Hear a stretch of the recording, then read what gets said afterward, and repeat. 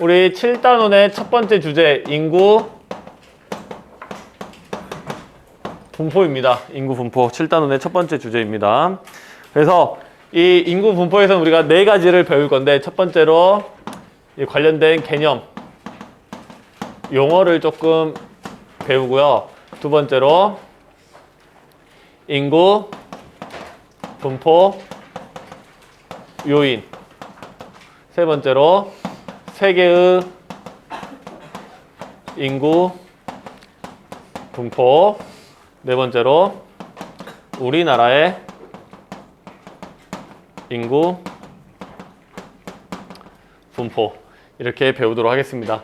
그래서 인구 분포 요인을 배우고 세계에다 적용하고 우리나라에 적용하고 이렇게 가시면 되고요. 이 다음에 배울 주제인 인구 이동도 인구 이동에 대해서 배우고 세계 인구 이동 배우고 우리나라 인구 이동 배우고 마지막에 배울 인구 문제도 세계의 인구 문제에 대해서 배우고 세계 인구 문제, 우리나라 인구 문제 이렇게 배우시면 됩니다.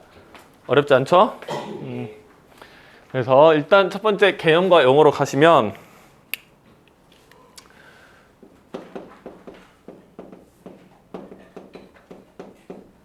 말이 조금 어렵게 써서 개념과 용어라고 써놨지만 아주 심플합니다.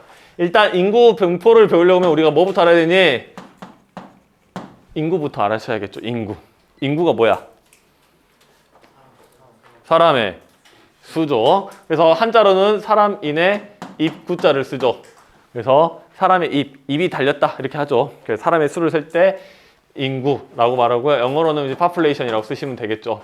그래서 이 인구는 사람의 수를 이야기하는 겁니다. 두 번째로 보시면 밀도라는 거에 대해서 우리가 좀 아셔야 돼요. 밀도라는 게 뭐야? 뭐지? 밀집한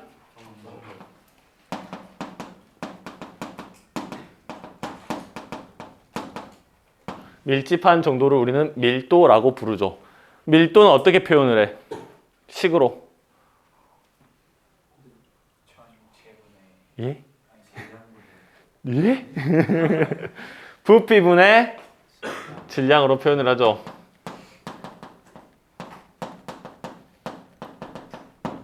그래서 우리는 물을 1로 잡고 기준으로 잡고 사용을 합니다. 밀도. 자, 그러면 이제 이 인구와 밀도를 더해봐. 그 뭐가 나와? 그죠? 인구 밀도가 나오죠. 인구 밀도를 이야기하고 싶어서 빌드업 한 겁니다. 인구 밀도. 인구 밀도란 건 뭘까? 인구가 밀집한 정도를 나타내겠죠. 인구가 밀집한 정도를 우리는 인구 밀도라고 부릅니다. 그러면 인구 밀도를 나타내는 식은 어떻게 나타내? 몇 분의 뭐로? 지역분의 사람 수? 지역분의 사람 수? 지역은 좀 이상하지 않냐? 수치화시키기가 어렵잖아. 면적. 그렇죠. 분의 인구수. 그리고 우리는 인구 밀도라고 합니다. 즉, 얼만큼의 면적에 어느 정도의 사람이 존재하는가를 나타내는 걸 우리는 인구 밀도라고 표현을 합니다. 근데 이 인구 밀도는 지역마다 조금씩 차이가 나죠. 그럼 인구 밀도가 다를 때 그 높은 데는 우리가 조금 더 많은 사람들이 살고 있다고 생각할 수가 있고 인구 밀도가 낮으면 좀 더 적은 사람들이 살고 있다고 표현할 수가 있지. 자, 그러면 여기서 중요한 거는 인구 밀도가 차이 나는 이유는 뭘까?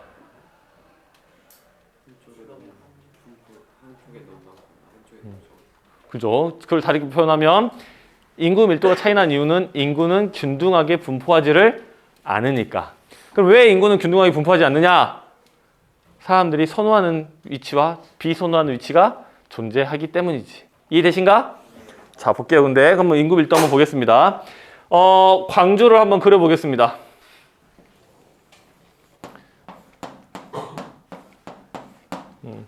그래서 여기는 어디야? 북구.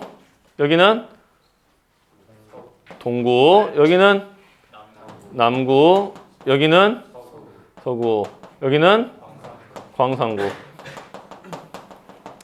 광주의 인구는 150만 명이에요. 그 다음에 면적은 500 제곱킬로미터입니다. 그럼 인구 밀도는 몇만이 어떻게 나타나? 0.3만 제곱킬로미터가 되겠죠. 즉 킬로미터당 제곱킬로미터당 3,000명이 산다라고 보시면 됩니다. 광산구는요 40만 명 정도 돼요. 면적은 200제곱킬로미터 정도 됩니다. 그러면 밀도가 어떻게 나타나죠? 0.2만 제곱킬로미터 정도 되죠. 근데 뭔가 좀 이상하지 않냐? 광산구 우리 체감상 광주 인구 밀도보다 높아 낮아? 낮아요? 니네 길 가면서 사람 보기 힘들어요? 사람 엄청 많잖아. 야 수안지구 가면 사람 많아 저거. 인구 밀도 엄청 높은데 왜 이렇게 나타날까? 그렇지 정답입니다. 한 곳에 밀집되어 있기 때문에. 신창동, 첨단, 수안지구 이렇게 다 이쪽에 뭉쳐있기 때문에 그렇죠. 여기 인구가 신창, 신가, 첨단, 수안 정도 하면 조금 올려치기 하면 20만 명 정도 돼요. 면적에 비해서 인구가 엄청나게 많다는 걸 알 수가 있죠. 즉, 이 전체 면적으로 했을 때 인구 밀도는 0.2만, 즉 광주 평균 인구 밀도보다 낮지만 특정 지역만 떼서 보면 인구 밀도가 엄청나게 높게 나올 수도 있다는 거지. 여기서 우리가 알아야 될 건 두 개를 아셔야 됩니다. 첫 번째, 사람은 균등하게 분포하지 않는다. 그 다음 두 번째, 인구 밀도는 계산하는 기준에 따라서 충분히 달라질 수가 있다. 이해되신가? 자 그러면 이 넓은 광산구에 여기에 몰려 사는 이유가 뭐야? 뭐 여러 가지가 있겠지. 뭐 교통이 발달해서 교육이 좋아서 뭐 여러 가지 이유가 있겠죠. 그런 것처럼 인구 밀도는 이렇게 달라질 수도 있다라는 거. 이 개념과 이 이론만 알고 가시면 일단 좋겠습니다. 넘어가겠습니다. 두 번째, 인구 분포 요인. 인구 분포 요인은 우리가 조금 표를 그리면서 보셔야 됩니다. 그래서 첫 번째, 구분. 어떻게 구분하냐면 일단 인구 분포에 많은 영향을 미치는 것들도 있고 적은 영향을 미치는 것들이 있을 겁니다. 근데 여러분들이 살 지역을 정한다고 하면 여러분들은 뭘 먼저 고려할 거야? 자, 너무 어렵게 생각하지 말고 쉽게 생각하자. 여러분들은 이제 다시 태어났어. 꿈을 꿨는데 신석기 시대에 태어났습니다. 너무 그렇게 인상 쓰지 마. 아빠가 족장이야. 좀만 늦게 태어났으면 여러분도 왕자님 소리 들을 수 있는 여러분들이 족장의 아들이야. 그럼 족장인 아버지가 여러분들에게 미션을 내줬습니다. 큰 책임을 줬죠. 우리 부족이 이사갈 새로운 땅을 너네가 찾아와라 라고 줬어. 어떤 조건을 맞출래? 강 주변, 바닷가라든지 먹을 게 또 많고. 땅은요? 뭐 산에 갈 거야? 보면 평지. 근데 완전 평지면 지금 운동장처럼 우리 축구하기 힘들지? 어느 정도 살짝 언덕지고 그 다음에 날씨가 따뜻하고 강 주변 이런 데로 갈 거란 말이지. 그러면 어디야? 거기가 여기잖아. 강 가깝고 적당히 구릉지 있고 날씨 따뜻하고 그러니까 땅 파면 뭐가 나와? 신석기 유적지 나오잖아. 여기가 그러니까 이런 자연적인 요인들이 엄청나게 중요했었다라는 거지. 근데 여러분들이 이제 다시 태어날 수 있는 기회를 준대. 그러면 어느 지역을 찾을 수 있대. 니네가 고를 수 있어. 어디서 태어날래? 서울? 어디? 한강에서 태어나고 싶어요? 한강이 보이는 집에서 태어나기 쉽겠죠. 또 고인돌에서 태어나고 싶다고? 야, 뭐 강남이라든지 서울 한강이 보이는 집이라든지 이런 데서 태어나고 싶을 거야. 왜? 부자니까. 그러면 왜 그 집들은 비쌀까? 평지에 있어서? 날씨가 따뜻해서? 그건 아니지. 교통이 좋거나 또는 교육이 좋거나 이런 것들이 있다는 거지. 그거를 이제 크게 구분을 하면 자연적 요인과 인문적 요인으로 구분할 수가 있다는 겁니다. 여기까지 잘 따라오셨습니까? 그러면 이것들의 구성이 어떻게 되어 있냐면 자연적 요인에는 뭐가 있냐? 기후,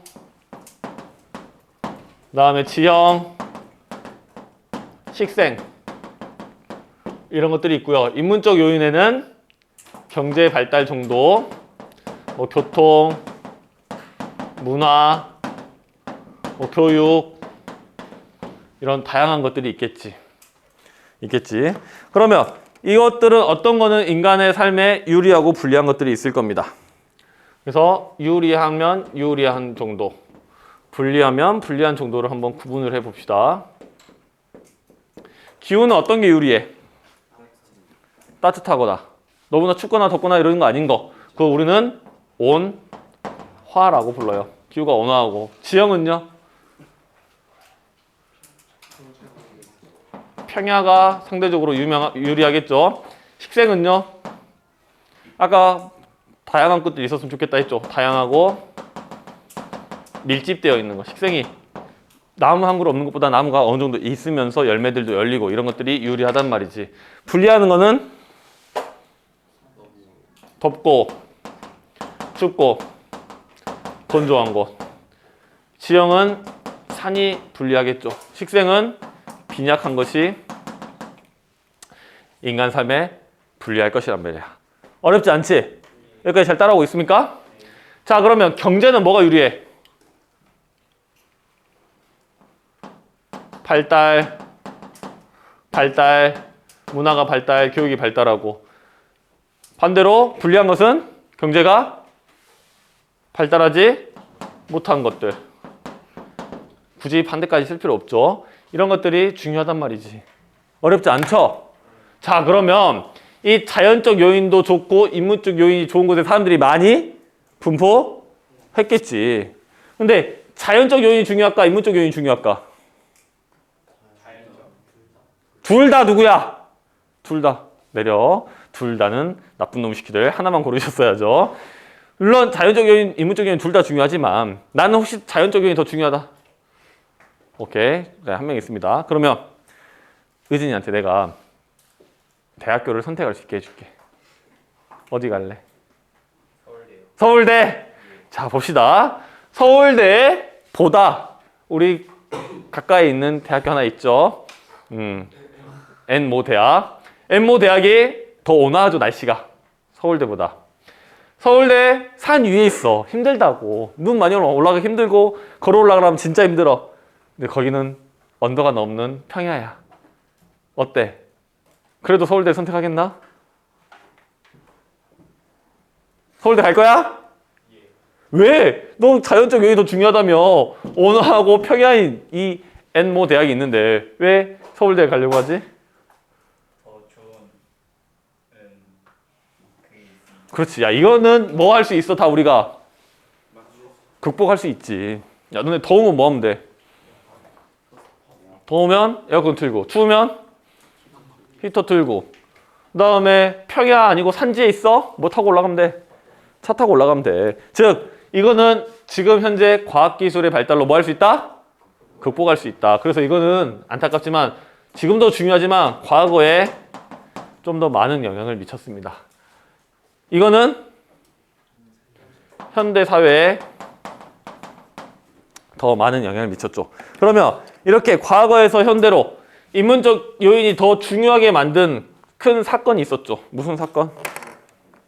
무슨 사건? 그렇죠. 산업화. 산업화라는 사건이 있었죠. 자, 이 자연적 요인은 인간이 뭘 하고 살 때 중요하다는 걸 전제로 깐 거야. 농사 지을 때. 우리가 농사 지을 때 더 중요한 것들을 유리하다라고 한 건데 우리는 지금 현재 농사를 짓고 살지를 않죠. 물론 이게 중요합니다. 인간 삶에 매우 편리하고 매우 유리한 부분이긴 하지만 뭐 할 수 있다고? 극복할 수 있다고. 산업화로 되면서 우리는 더 이상 농업이 아닌 뭘 중심으로 일해? 산업, 공업 중심으로 일하고 있죠. 서비스업과. 그래서 산업화가 되면서 뭘 할 수 있냐? 과학, 기술의 발달로 극복할 수 있다라는 거죠. 즉, 뭘 극복할 수 있다? 자연적 요인, 불리한 자연적 요인을 우리는 극복하고 이런 인문적 요인의 유리한 점에 따라서 인구가 밀집할 수가 있다라는 거죠. 이해되신가? 야, 봐봐. 너네 덥다고 춥다고 어디 안 갈 거야? 봐봐. 너 북극 가서 살래? 안 갈 거지. 10억 줄게, 연당. 1년에 연봉 10억. 북극 가, 안 가? 와. 북극 연봉 10억. 북극 10억. 당연히 가지. 나는 절하고 할까? 큰절 감사합니다 하고 난 갈 거야. 야, 사막 가서 10억. 이걸 고민한다고요? 사막 10억. 오, 주대 있습니다. 100억. 10억은 부족해도 100억 하니까 먼저 소리 나고 절해 안 해. 절하고 안 나잖아. 10억은 적었을 뿐이야. 돈만 주면 어디든지 사람이 살 수 있다는 거지. 근데 이걸 극복하는데 뭐가 필요해? 돈이 필요하지. 자원이 필요해요. 돈이. 그러니까 살 수는 있지만 거기에 많이 살아 안 살아? 많이 살진 않단다 라고 알아두시면 되겠습니다. 오케이? 자, 이제 세 번째입니다. 세계의 인구 분포.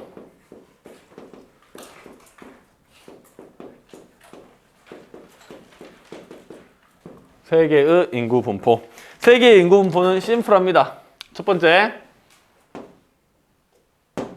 인구 밀집 지역. 두 번째, 인구 희박 지역. 이 두 가지로만 보시면 됩니다.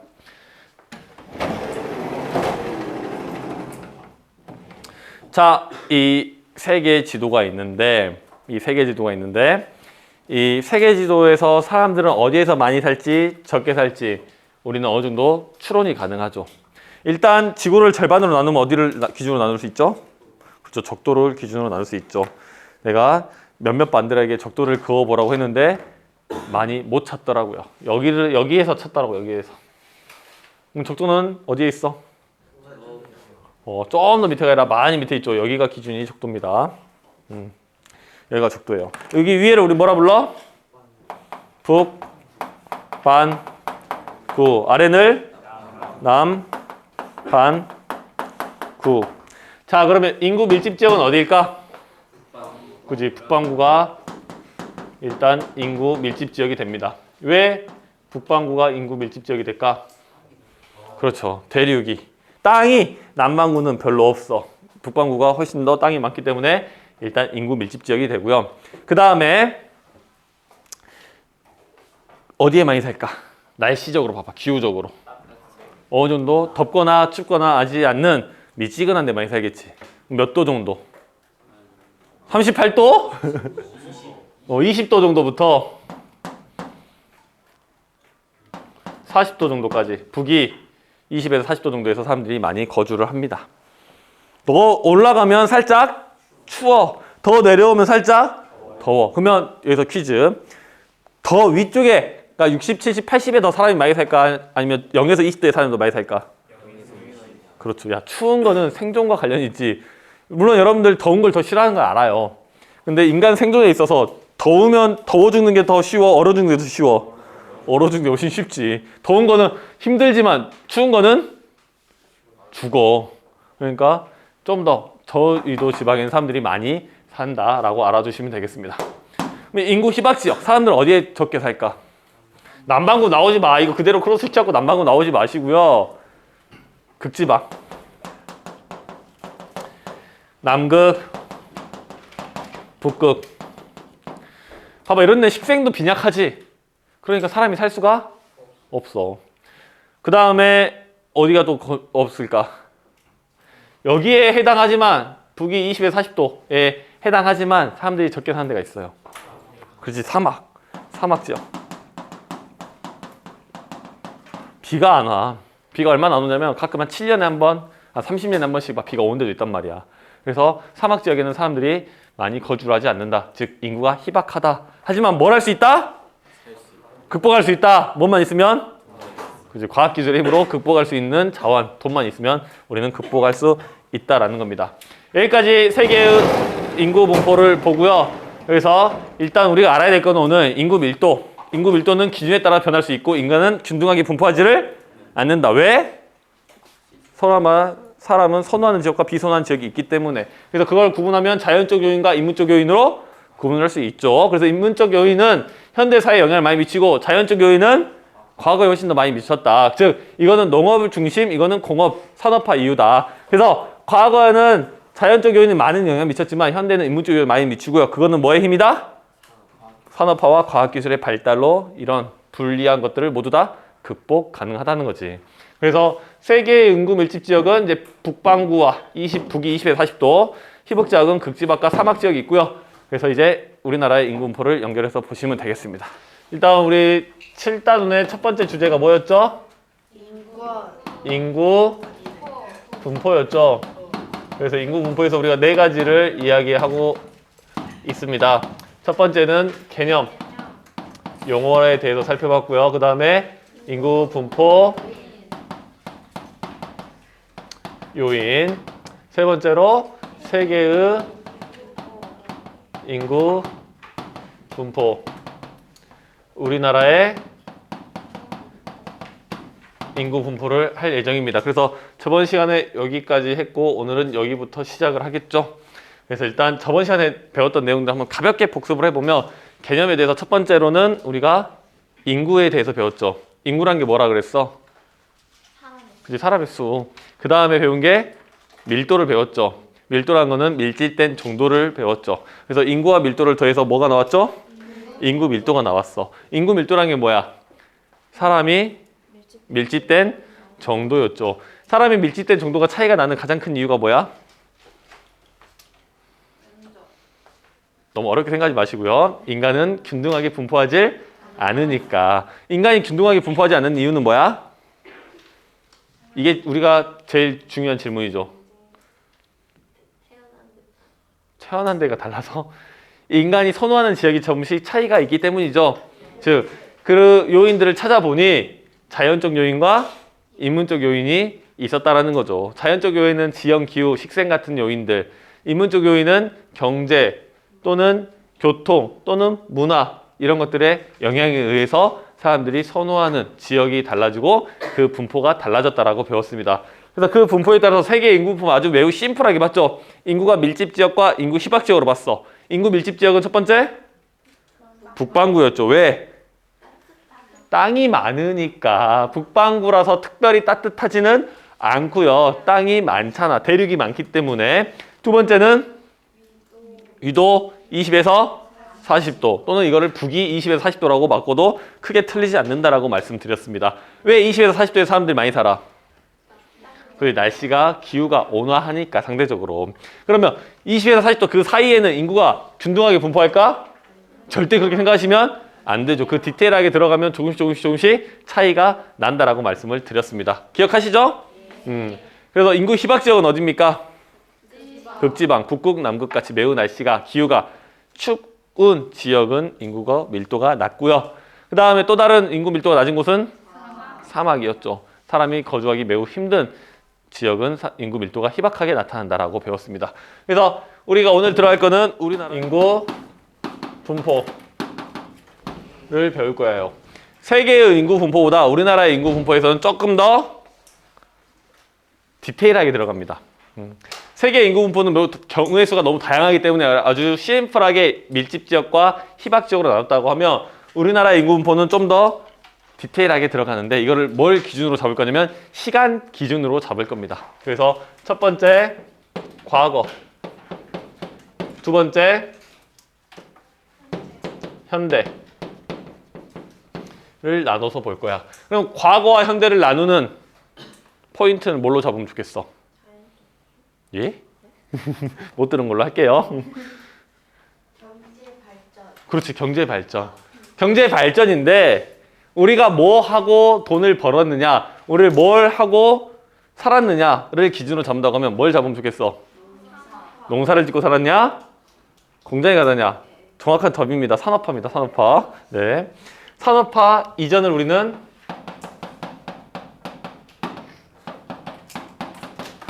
과거로 기준을 잡고요. 현대는 산업화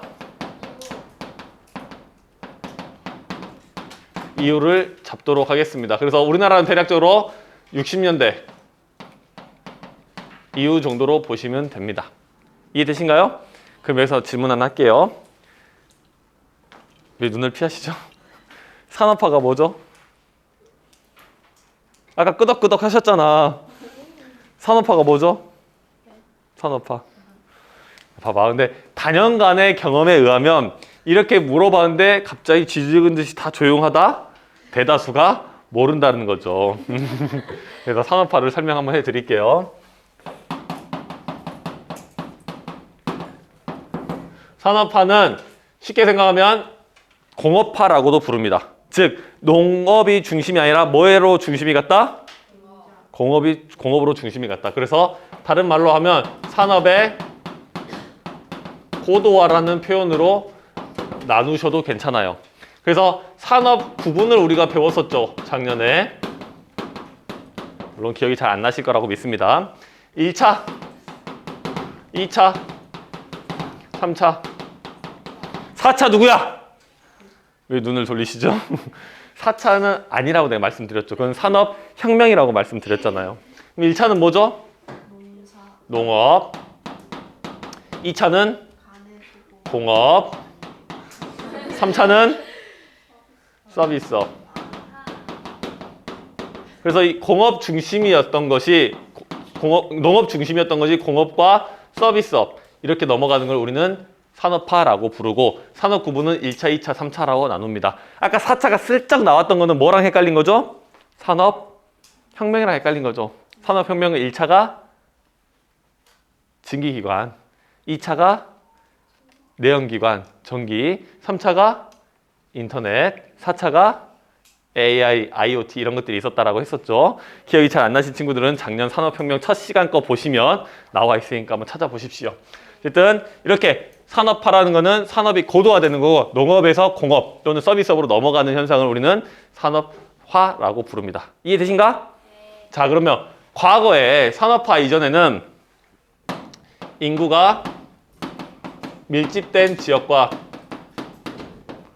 인구가 희박한 지역이 있었을 겁니다. 자, 그러면 산업화 이전에 인구가 밀집한 지역은 우리가 유추를 해볼 수가 있겠죠. 그러면 산업화 이전에 우리에게 중요한 요소는 뭐야? 인구 분포 요인에 땅과 물과 바람이요? 날씨. 그래서 이런 것들을 다 엮으면 우리는 배웠잖아. 좀 더 상위 카테고리를 뭘 갖고 오면 돼? 자연적 요인, 그렇지, 자연적 요인. 요 당시에는 자연적 요인의 영향이 크죠. 자연적 요인의 영향이 큽니다. 자, 그러면 자연적 요인의 영향이 크니까 그 자연적 요인이 좋은 데를 한번 우리가 찾아봅시다. 그러면 남쪽과 북쪽에서 기후적인 요소 어디가 좀 더 유리할까? 그죠? 남쪽이 좀 더 유리하겠죠. 기후적인 측면. 기후에서는 남과 북에 있으면 남쪽이 좀 더 유리하겠죠. 지형적인 측면에서는요. 평평한 곳, 평야. 산지보다는 평야가 좀 더 유리할 겁니다. 그럼 우리나라의 지형은 우리가 초등학교 때 배웠을 건데 기억이 잘 안 나실 겁니다. 동쪽과 서쪽을 기준으로 어디가 더 높죠? 동쪽. 서쪽은 낮죠. 그걸 우리 뭐라 불러? 동, 고, 서, 저라고 부르죠. 그래서 모식도로 그리면 대충 이런 느낌이 나오죠. 동쪽이 높고 서쪽이 낮고. 물론 이게 300km 정도 되는데 이게 2km 정도 올라온 겁니다. 좀 더 현실적으로 그리면 이 정도로 됩니다. 근데 이 모식도이기 때문에 이렇게 그리는 거고 5개념 갖지 말라고 이런 것도 알게 말씀드리는 겁니다. 하지만 2000m도 안 되는 게 우리 삶에 엄청난 영향을 미치죠. 그렇죠. 내 키가 만약에 10cm만 더 컸어도 엄청난 영향을 미쳤겠죠. 우리 봐봐, 뭐 내가 2m 조금 안 되는 것 뿐이잖아. 그러니까 이런 사소한 차이가 많은 영향을 미친다라는 거죠. 이해되신가? 그래서 동고 서적이기 때문에 동쪽, 서쪽 어디가 더 유리해? 서쪽이 더 유리하겠지. 그래서 큰 산지들이 이렇게 있으니까 서쪽이 좀 더 유리하겠죠.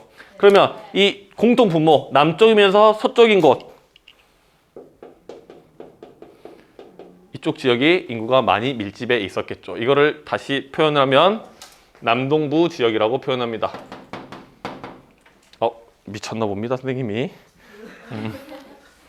남서부 지역이죠.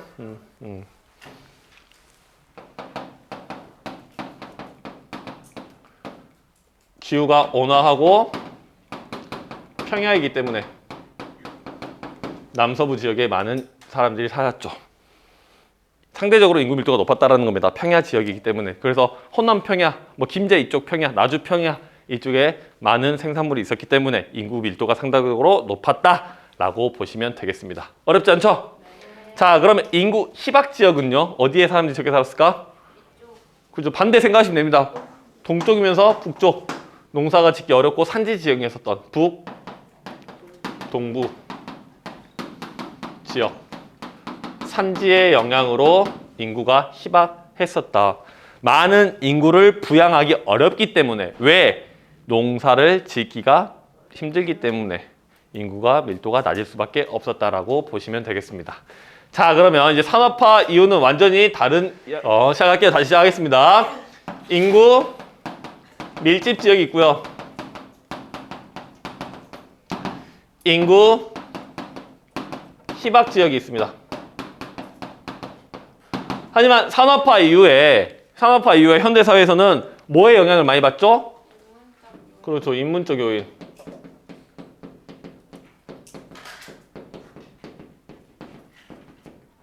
인문적 요인의 영향이 크다라고 보시면 되겠습니다.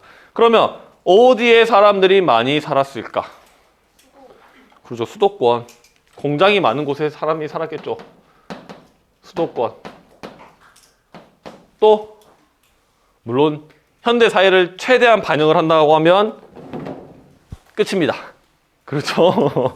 끝인데 그래도 조금 더 교과서적인 내용을 한 번 더 이야기한다면 뭐가 들어가면 좋냐? 공장이 많은 곳. 우리나라의 수도권 다음에 공장이 많은 곳이 어디야? 부산, 울산, 포항 이쪽이죠. 우리는 이쪽을 뭐라 부르냐? 남동 임해 공업 지역이라고 부릅니다. 남동이란 건 뭐냐? 남동쪽.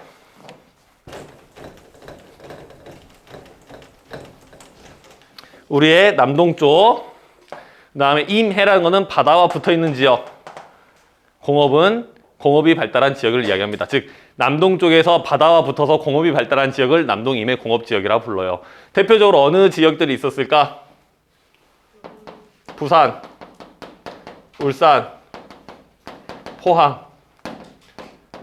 포항까지 잡고요. 등으로 잡으시면 됩니다. 이걸 좀 넓게 잡으시면 이제 마산, 창원, 진해, 그 다음에 순천, 여수, 광양까지 잡기도 합니다. 넓게 잡을 때는. 그래서 남동 임해 공업지역이 있고요. 그 다음에 지방 대도시들이 좀 있습니다. 지방 대도시는 어떤 것들? 대구, 광주, 대전 이런 지역들의 인구가 밀집하게 된다는 거지. 쉽게 말하면 공업이 발달하고 도시인 지역에 사람들이 많이 살아가게 된다라고 보시면 됩니다. 인구 희박 지역은요? 시골. 우리는 좀 더 다른 용어로 바꿔볼게요. 촌락 지역이라고 하겠습니다. 여러분들 시골 가시면 사람들 보기 힘들죠? 사람들이 여기 도시만큼 사람들이 많지 않아요. 길거리 가다가 사람들 마주치는 경우가 많지는 않다라는 거지. 점점 지역이 쇠퇴하고 인구가 희박하고 지방이 소멸되고 있는 상황에 맞닥뜨리고 있죠. 자, 그러면 일단 우리 인구 분포까지만 보시면 이게 끝입니다. 근데 우리는 한 가지만 조금만 더 넘어갈게요. 이 원인이 뭘까? 이렇게 된 출산율 감소는 아니죠. 이 사람들이 도시 사람들이 애를 막 7, 8, 10명씩 나가지고 도시는 사람이 많아지고요. 시골 사람들은 애를 안 나가지고 이 상황이 발생한 게 아니지. 그러면 왜? 자, 봅시다. 여러분들 부모님 고향이 광주신 분 손. 이렇게만 반틈만 들어주세요. 저 초점을 뺏기니까. 그래요. 그럼 여러분들 할머니 할아버지의 고향도 광주다 손 봤죠? 여러분들 부모님 고향이 광주가 아닌 분들이 대다수란 말이죠. 쌤 부모님도 고향 한 분은 광주시고요. 한 분은 광주가 아니십니다. 그러면 우리 할아버지는 광주 사람이 아니셔요. 그러면 우리 할아버지는 뭐 하신 거야? 시골을 떠나서 광주로 오신 거지. 근데 여기 우리 대다수의 할머니, 할아버지 또는 우리 부모님은 다 어디서 오신 거야? 목포. 또? 부산에서 오셨어요? 아, 네. 또? 전주. 또? 해남. 뭐 장성, 담양, 광양, 뭐 엄청 많을 겁니다. 근처 없지요. 그런 것처럼 이 사람들의 이렇게 늘어난 이유는 뭐냐? 원인은 우리는 이것을 이촌향도라고 부릅니다. 이촌향도. 그래서 산업화에 따른 산업화에 의한 영향으로 이촌향도가 일어났습니다. 이가 뭐니? 이별할 때 이야. 이동. 이별. 초는요? 촌락. 향은요? 향한다. 도는요? 도시로. 즉 촌락을 떠나서 도시로 향한다. 이촌향도. 좀 더 쉬운 말로 하면 촌락 빠이짜이찌에 나갑니다. 어디로? 도시로 갑니다. 그래서 이촌향도라는 거. 우린 다 어디로 가 살아? 도시로. 도시로 왜 가 근데? 야 봐봐. 난 여기서 소 키우고 농사 짓고 하는데 옆집 영희가 도시로 가가지고 명절날 옷 쫙 차려입고 나 공장에 취직했어. 이렇게 딱 내려왔어.